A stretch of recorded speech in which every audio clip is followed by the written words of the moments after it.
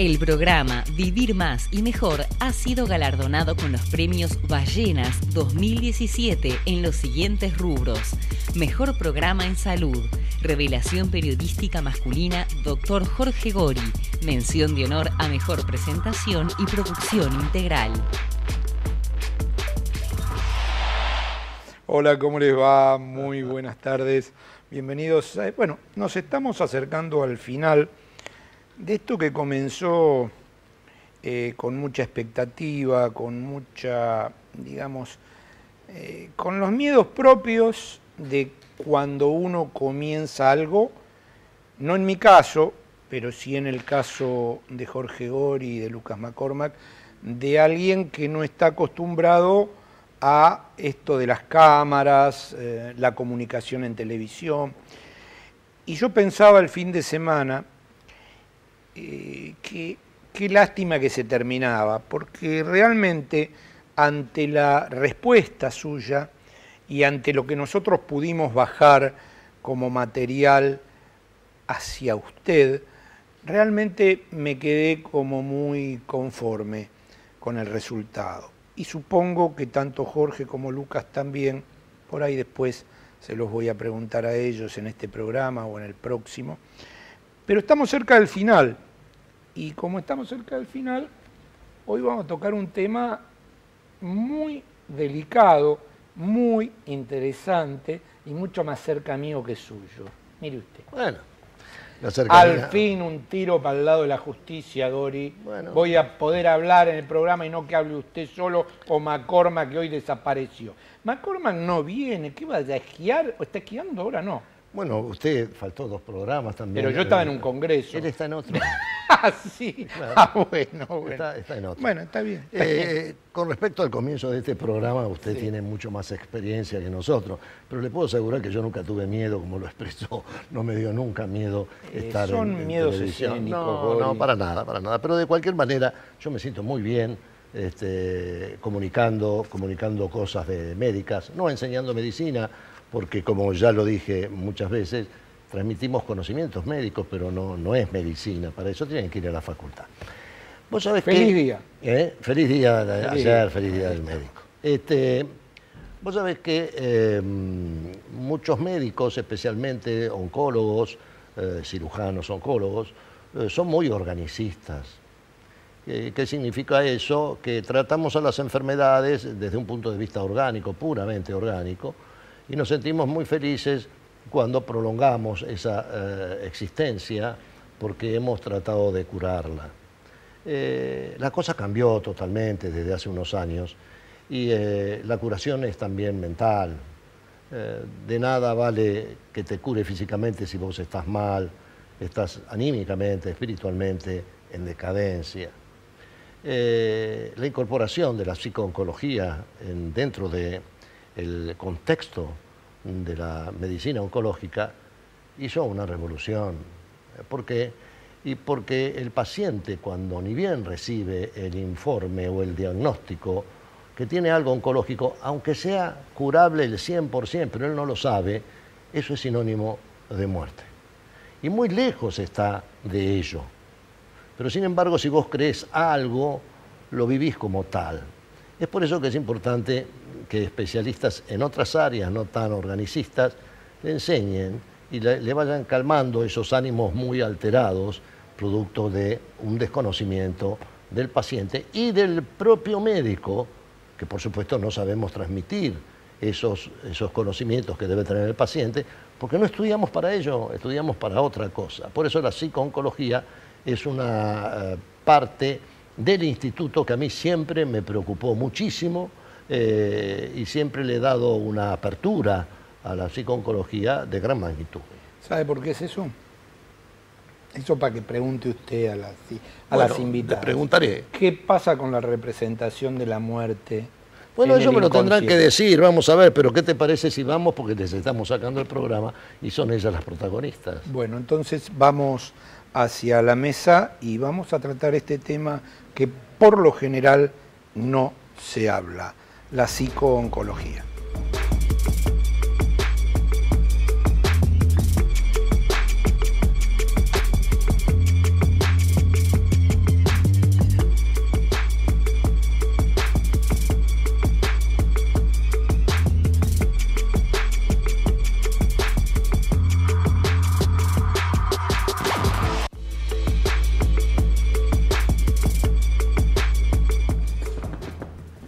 Bien, aquí estamos.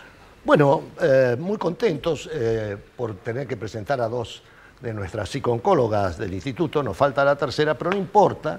Fueron un equipo muy bueno, con un respaldo total, y los resultados son fantásticos. Tenemos con nosotros a Bernarda Pettersen, Bernie, le decimos. De casualidad, uno de mis grandes amores es Bernie. No ella, no, pero Bernie es mi perro, que lo amo profundamente. Y a Bernarda le dicen Bernie y a mí me causa mucha gracia. Había otro Bernie que yo no lo quería nada. Bueno, no, es otra cosa. Y Fernanda Montaña, bueno, que es la otra psico-oncóloga, y que nos van a charlar un poquitito de los temas estos que son muy interesantes. Todo el mundo sabe lo que es la psicología, pero a mí me gustaría preguntarle, si te pregunto a vos o a vos, ¿qué es la psico-oncología? ¿Qué se diferencia?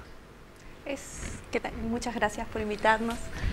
Entre paréntesis, los pacientes les encanta este programa, me hablan, aprenden un montón, así que son muy claros, así que muchas gracias. La psico-oncología es una parte de la psicología que se ocupa de las respuestas emocionales que surgen tanto en el paciente como en la familia en los distintos puntos o estadios del tratamiento. O sea, como vos decías muy bien recién, cuando uno se entera de un diagnóstico, aparece la incertidumbre, los miedos, aparecen un montón de emociones. Entonces, nosotros apuntamos a contener esas emociones, a poder trabajarlas, a acompañarlas y también a humanizar lo que es todo lo que sea el tratamiento, para que pasan a ser nombres raros, todo es raro, es difícil, claro, entonces me dijeron que tengo algo en un órgano y no sé, un órgano soy todo y el manejo de eso, ¿no? El cuerpo habla de manera distinta. Exacto. Sí, es importante esto que dice Bernie, ¿no? Porque yo a veces me gusta comentarles a los pacientes cuando son derivados a psico-oncología, y para ellos también es un nombre nuevo, ¿no? Y dice, me dijeron que podía ayudarme, pero ¿de qué se trata? Porque es la primera vez que escucho esta palabra o que sé que existe la psico-oncología. Entonces a mí me gusta explicarles de la siguiente forma, decirles que el cáncer no les pasó solamente a su cuerpo, que esto le pasa a una persona, a una historia, a una familia, y que por ende la manera que tenemos de abordarlo con el equipo, ¿sí? De escuchar y pensar de qué forma ayudarlo, es contemplando todas estas variables, ¿sí? Contemplarle qué le pasa a él como ser humano frente a esto que es disruptivo, que un día cuando aparece este nombre piensa cómo salir adelante, ¿sí? Con qué herramientas seguir. Sí, fíjate que las dos dijeron algo muy parecido y muy importante.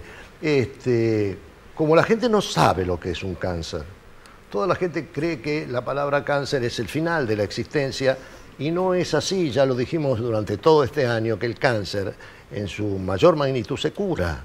Pero bueno, la percepción no es esa por ahora, porque es un fenómeno cultural.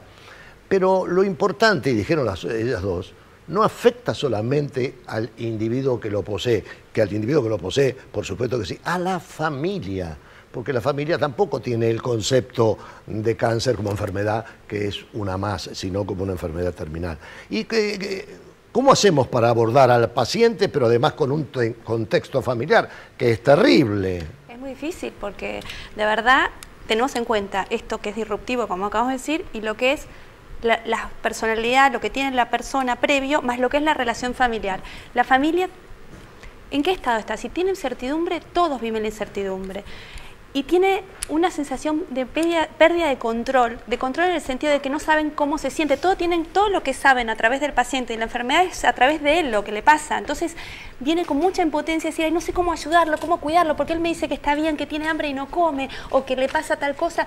Es todo el tiempo querer saber y creerle o no lo que dice el paciente. Y todos se cuidan, la familia cuida al paciente, el paciente cuida a la familia, están todos cuidándose. Sí, entonces, sí, no, yo estoy bien, no sé si estará bien, si creerle.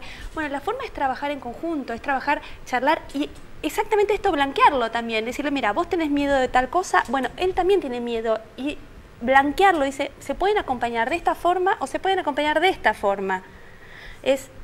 Si podemos compartir los miedos y las preocupaciones y lo que nos cuesta... Yo te entiendo, pero vos imaginate que yo derivo un paciente a psico-oncología y va el paciente. ¿Cómo hacemos para llegar a los familiares? ¿O no se llega, o se llega, o se cita? ¿Cómo se hace? Uno uno va armando en inicio como un genograma, ¿sí? Va identificando cuáles son los personajes, digamos, en esa familia, y va identificando roles. De hecho, es bien interesante cuando uno puede identificar a lo que nosotros llamamos el cuidador principal, ¿no? Que es aquella persona que vemos que más seguido viene a acompañar al paciente, que a veces es al que vemos más cansado, más gastado, y a ese también lo tenemos que cuidar mucho, que nosotros hablamos del cuidado de los cuidadores, ¿no? Que es muy importante cuidar al cuidador, porque si no, no va a poder cuidar al paciente. O sea que siempre hay, ¿no?, un cuidador, uno o dos cuidadores, sí, principales. Sí, qué interesante, sí. ¿no es cierto? Cómo se van organizando las estructuras. De hecho, mundialmente se organizan talleres y hay muchas investigaciones en torno a cómo cuidar los cuidadores. Y hay grandes porcentajes, ¿sí?, de cuidadores que posiblemente tienen alguna patología y la desconocen o la descuidan porque están cuidando al paciente con el diagnóstico oncológico. Entonces es todo un área importante a prestar atención y a que el psicooncólogo también pueda evaluar para que esto no se nos escape. ¿Y ¿no? Esto que vos dijiste al principio, ¿puede tener que ver con la falta de representación de la muerte en el ser humano por lo general? No empecemos a profundizar en este tema. No es porque profundizar, no vamos, es algo muy simple. No es una sesión de psicoterapia. No es una sesión esto. de psicoterapia, Gori, no hable de lo que no sabe. Como él es ¿cómo se llama? Psiquiatra. No hay, digamos, si no hay representación de la muerte, por cuestiones culturales, por cuestiones... El inconsciente no cree, todos decimos, sí, yo sé que nos vamos a morir, pero hay una parte que es el inconsciente que no creemos y que lo tomamos como sí. Y ahí es donde más se te complica, ¿no? Ahí se complica. Y ella, con respecto a lo que dice ella, perdón, pero lo que dice el cuidador principal es que con esto muchas veces viene alguien diciendo yo soy el cuidador principal y es importante para nosotros saber detectar cuál es el verdadero y el real cuidador principal, porque generalmente es el más humilde o el que no está y es el que está poniendo el hombro y está ahí. El que tiene más conciencia de él. Exactamente. ¿Y quién es generalmente dentro de la familia?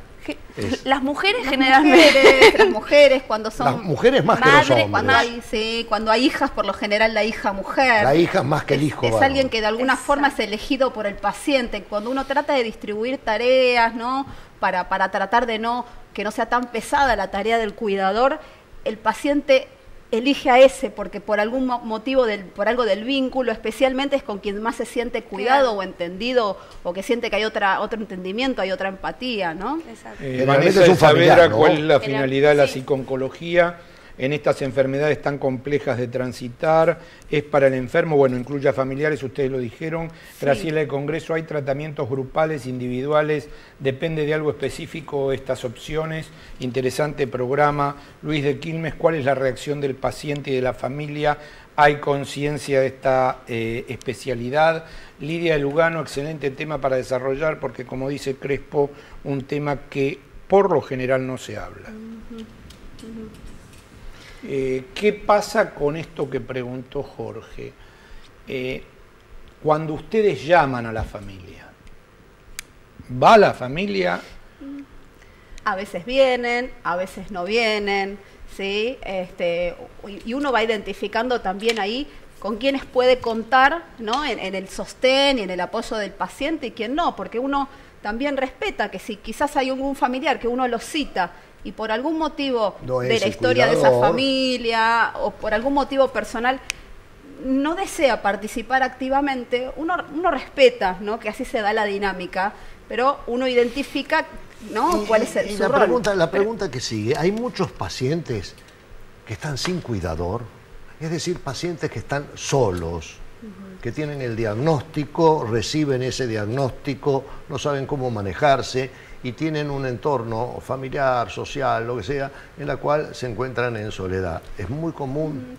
Hay pacientes que llegan sin un cuidador formal, un cuidador desde lo familiar, pero por lo general aquellos que llegan o en inicio el diagnóstico los encuentra sin el cuidador principal, buscan la forma de hacerse red. Por eso esto que mencionaban recién, los talleres, los grupos, son bien importantes, porque a veces es el espacio donde, aparte que por supuesto terapéuticamente se trabajan sobre objetivos bien precisos, es el lugar donde la gente puede armar las redes de apoyo, donde encuentran un otro que le está sucediendo algo similar y en el que se encuentran acompañados, ¿no?, y contenidos. Sí, toman conciencia también, el paciente tiene que ir tomando conciencia de qué es cuando necesita algo más, porque también a veces tiene que ver con la personalidad del paciente que no quiere contar, no quiere decir, no quiere compartir, entonces cuida mucho a la familia o no, o prefiere no compartirlo, y entonces cuando empieza a tomar contacto con sus necesidades, si a veces empieza con los amigos, cuando no tiene familia, y si no, inclusive acompañantes, y se empiezan a tener un vínculo con el acompañante,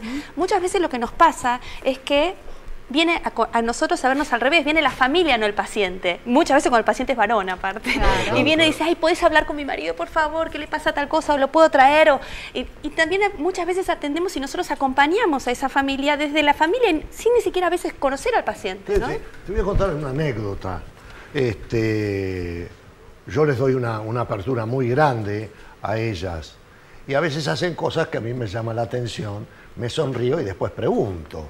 Una vez llego y veo en la sala de espera, ¿no es cierto?, a todas las pacientes tejiendo. Y dije, ¿pero qué está pasando acá? Esto es un hospital. Pero callado la boca. Entonces le pregunté, ¿qué pasa? ¿Qué es un taller? ¿Qué finalidad tienen esos talleres? No, el taller, en realidad lo que hicimos son cosas diferentes, porque tenemos talleres. Lo que hicimos en la sala de espera es como se llama la anaterapia, son actividades, porque también hay para pintar mandalas para los varones, y porque se quejan de que ellos no tienen actividad. Pero lo que hace es como poner en pausa todo lo que es mientras que están esperando, la cabeza un poquito y divertirse, y se cambia la energía, la gente charla, no está como ansiosa esperando solamente que la atienda el médico, sino que empiezan a conversar, les trae recuerdos, porque también es algo que hace evocar. Yo cuando era chica tejía, se cambia la dinámica totalmente. Bueno. Y la sistematicidad, ¿no?, del tejer, que dicen que es cercano de alguna forma a la meditación, ¿no? Esto del lo repetitivo, lo mecánico, lo repetitivo, con lo importante esto de que esté en sala de espera, con lo importante de la espera para un paciente que se encuentra en un proceso de tratamiento oncológico, ¿no? La espera tiene un lugar bien importante, ¿no? Flavio de Tigre, existe una etapa de prevención para esta especialidad en el paciente. Felicita al doctor Gori, un excelente profesional. Betiana de Belgrano, ¿en qué consiste específicamente él o los tratamientos en estos casos? ¿Son diferentes de acuerdo a las edades? Juan de Ituzaingó, ¿qué etapa de la enfermedad se ocupa en tratar al paciente? ¿O se abarca desde el conocer el diagnóstico en adelante? Sí, hasta en la duda del diagnóstico, porque tenemos un montón de pacientes que están en duda, están en espera de los resultados y... Ansiedad total. Ansiedad total es un momento, porque, vuelvo a decir lo mismo, el momento de incertidumbre a veces es más difícil que la certidumbre y tener algo para hacer, porque una cosa es no saber qué hacer, otra cosa es que no den un diagnóstico, aunque sea, tenés un cáncer, pero tenés este tratamiento para hacer. Y aunque angustie, uno se puede poner en hacer y puede hacer algo, no estar en esto lo que es este mundo de la idealización y de la imaginación. ¿Ustedes los abordan por pedido o ni bien el paciente llega, ustedes están ahí para escuchar? No, hay gente de las dos formas. Generalmente piden turno, muchas veces nos piden interconsultas, a veces los médicos en momentos que van a dar diagnóstico, otros en las habitaciones cuando le dieron un diagnóstico y están internados. Nos han enseñado muchas cosas, muchísimas cosas. Por ejemplo, una de las cosas que yo ya hace años vengo insistiendo es cuando el médico pide un estudio orientado hacia algo oncológico, por supuesto, no es un análisis común. Y ese estudio tarda 15 días en producirse el diagnóstico. Es demoledor, pero demoledor. Y es parte de la terapéutica médica, de la terapéutica de una institución, el que no tarde 14 días. Parecería ser que eso no está todavía, no en el cerebro de los pacientes, sino en el nuestro. La oncología es una enfermedad crónica, pero de atención urgente. Sí. Ayer. ¿Por qué? Porque la ansiedad es tremenda. La ansiedad es tremenda. Otra de las ansiedades difíciles de manejar es, por supuesto que ustedes son licenciadas en esta actividad, nosotros somos médicos, y más que bien, bueno, nos afecta todos los diagnósticos, pero después está el personal de atención no médico, el que está sentadito recibiendo al paciente y ve una cosa que no es lo mismo que estar vendiendo algo. ¿No merecen también un apoyo? Sí, bueno, de hecho hemos instrumentado un espacio donde estamos realizando cada tanto talleres para justamente el personal no médico, no psicológico, pero que también está en contacto con el paciente y está recibiendo también el impacto, ¿no? Enfermeros, es la primer cara, a veces la secretaria es la primer cara que ven, sí, y el paciente le empieza ya a contar cosas en esto de la ansiedad, necesita hablar de esto que le sucede y quizás se lo empieza a contar a las secretarias, ¿no?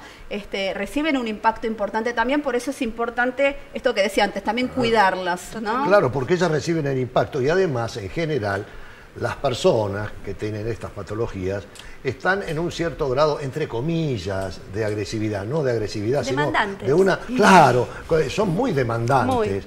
Y la persona que está atendiendo está viendo la afección y además la demandan de una manera que es muy difícil manejarlo. Es por eso que se hacen estos trabajos con ese personal. Lindísimo. ¿no? Eduardo de la Matanza pregunta, dice, ¿esta especialidad también asiste a la familia o al entorno en el proceso de duelo? Muy buena presencia de las invitadas. Y Leonardo de Boedo, ¿cómo se logra fortalecer al paciente y a la familia y a los familiares en los tratamientos oncológicos? Sí, si se asiste también en el duelo, es lo ideal, seguir haciendo un contacto, ¿sí? Dejar pasar algún tiempo y quizás contactar a la familia, más en aquellos casos en los que uno fue evaluando que quizás esa persona va a ser un duelo, lo que nosotros llamamos el duelo complicado, ¿sí? Porque había una situación de mucho apego o porque había otras pérdidas previas, entonces uno sabe que ese duelo le va a costar. Y es importante después hacer un contacto, quizás un llamado telefónico, citarlo, volver a evaluarlo, ver cómo está y en todo caso proponer un espacio terapéutico. De hecho, existen grupos también, grupos de duelo, donde se trabaja justamente con los familiares que han perdido pacientes por cáncer. Claro. Ustedes saben que en las terapéuticas hay una parte que es el diagnóstico, otra parte que son las terapéuticas, o sea, los tratamientos. Claro. Terapéuticas quirúrgicas, terapéuticas quimioterápicas o médicas, terapéuticas radiantes. ¿Cuál es en general la de mayor impacto? Yo diría que la quimioterapia, pero yo ya creo que, inclusive por el imaginario social que hay, ¿no? La gente tiene el recuerdo de la película, sí, ¿no? Que vio en la televisión y la quimioterapia con alguien muy sintomático, ¿no? Entonces creo que ya previamente llegan muy asustados. Yo recuerdo una paciente que vino en algún momento que ella era actriz y me dijo, yo quiero hacer un documental con mis sesiones de quimioterapia para mostrarle a los demás pacientes que no es tan terrible como uno ve en las películas, ¿no? Y que me vean como yo sonrío, como yo puedo ver una revista, ¿no? Porque creo que hay una previa que es difícil, hace que la gente llegue muy asustada, ¿no? Hasta vivir la propia experiencia. Sí, pero no será por otro motivo, pregunto. Lo que tiene la quimioterapia también es que es muy larga en duración. Y entonces, ¿qué es lo que pasa? Cuando uno tiene una cirugía, que es difícil, uno se opera, aunque sea que vaya a terapia intensiva, después va a haber una mejoría y con esa mejoría después voy a estar siempre mejor. Acá cuando empiezo a levantar a veces con la quimioterapia, después toca otra quimioterapia. Entonces es sostenido en el tiempo esto y lo que se hace es largo. Entonces generalmente en las anteúltimas empieza como a costar, sobre todo cuando yo digo que ven el horizonte como que ya está acabando, sí, entonces se dan el permiso de decir, ay, qué cansador es esto, porque lo que se hace es esto, lo que es sostenido en el tiempo es lo difícil de esto. Sí, eso se ve, por eso fue mi pregunta. La cirugía es un golpe. Exacto. Y se acabó, mientras que los otros tratamientos son más prolongados. Y es importante que la gente sepa, porque vos fíjate que lo más agresivo no es lo más impactante en nuestra mente. A veces, porque la cirugía es lo más agresivo, es tremendamente agresiva, pero es muy momentáneo. O sea que el tiempo, en todo lo que sea estas terapéuticas, es lo que ocupa el primer lugar, ¿no? Karina de Palermo, ¿desde cuándo está funcionando esta área en el hospital? Yo soy socia, muy bueno el programa, los felicito. Desde el 2011 estamos en el hospital. ¿Y cómo ven la evolución del servicio en relación a lo que se planteaban como expectativas? Muy bien, estamos re contentas, estamos muy contentos. Sí. Si no van a tener serios problemas. ¿Serios problemas? No, nos encanta lo que hacemos, nos encanta, nos parece importantísimo, tanto con la familia, los pacientes, pero también con el grupo con el que trabajamos, tanto médicos, con la secretaria, así como decíamos, pero también tenemos mucha comunicación con los oncólogos o los ginecólogos o los médicos que tratan a los pacientes. Entonces, entre todos hacemos un equipo que nos ayudamos mucho. ¿Notan diferencias entre los pacientes de los distintos médicos. Es decir, hay pacientes o grupos médicos que llevan un resultado diferente, que ustedes lo noten. No sé si el resultado, la diferencia, lo que sí sabemos son diferencias en comunicación, por ejemplo, en comunicación de información, que es importantísima, y ya sabes, cuando ya te nombra un médico, sabes más o menos la información, entonces más o menos sabes por dónde vas a trabajar y abordar y explicar. El tema de la comunicación es importantísimo, el tema de si se sienten escuchados más allá del órgano como una persona, hay cosas que cambian en la dinámica. ¿Qué se dice y qué no? Exactamente, cómo hablan del diagnóstico y del pronóstico, qué médico cómo es. Según los estilos del paciente, Exacto, ¿no? Porque también, hay pacientes eso que les gusta saber menos, con lo cual a alguien que le comunico bien, menos le viene muy bien. Hay gente que le gusta acercarse a alguien que sea más contenedor, entonces aquel oncólogo que quizás es más contenedor va a ir mejor con ese paciente, con esa familia, ¿no? Entonces creo que define algo del estilo es también. Un poco, sí, totalmente. Sí. Pero es característico que la paciente o los pacientes vengan. Bueno, se acabó el programa y quiero transmitir que esto es muy importante, porque si bien no somos dualistas sino monistas, cuerpo y alma una misma cosa, pero cuerpo solo no es ni monismo, no es nada, ¿sí? El alma es una parte importante en nuestra vida. Gracias a ambas por haber venido. Esperemos que tengan un mínimo rebote de esto y las felicito porque para los que trabajamos con la cabeza sabemos lo que implica el compromiso con el paciente. Y a usted ya sabe, mañana 14 horas, viernes 0:30 del sábado, Vivir Más y Mejor acercándose a la recta final. Estamos en los últimos 1000 metros, como diría Gori, que le gustan los ico. Pásela muy bien, nos volvemos a encontrar el próximo lunes en vivo en Vivir Más y Mejor.